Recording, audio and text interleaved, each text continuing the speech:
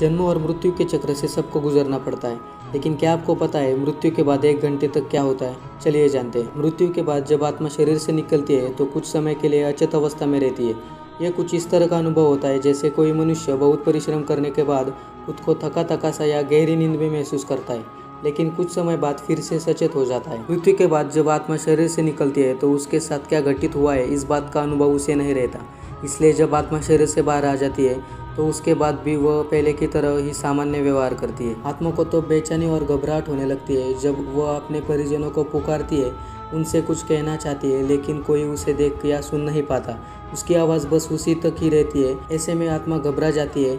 ऐसा इसलिए होता है क्योंकि व्यक्ति केवल भौतिक चीज़ों को ही देख पाता है और महसूस कर पाता है। आत्मा को शरीर त्यागने में दुख होता है, इसलिए वह अपने सगे संबंधियों से मिलने की और बात करने की कोशिश करती है, लेकिन उसकी कोशिश नाकाम होती है।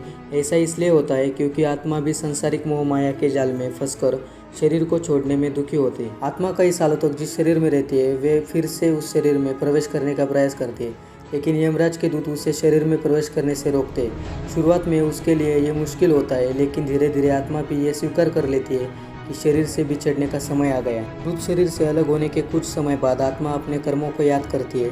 इस दौरान खासकर उसे अपने बुरे कर्म याद आते हैं। वह अपने परिवार वालों और सगे संबंधियों को रोता बिखरता देखती है और याद करती है कि किसके साथ उसने क्या अच्छा या बुरा किया। उसके बाद आत्मा यमलोक के मार्ग की ओर चल पड़ती है। यम मार्ग में पहुंचने के बाद आत्मा को उसके कर्म के अनुसार नया जन्म मिलता है।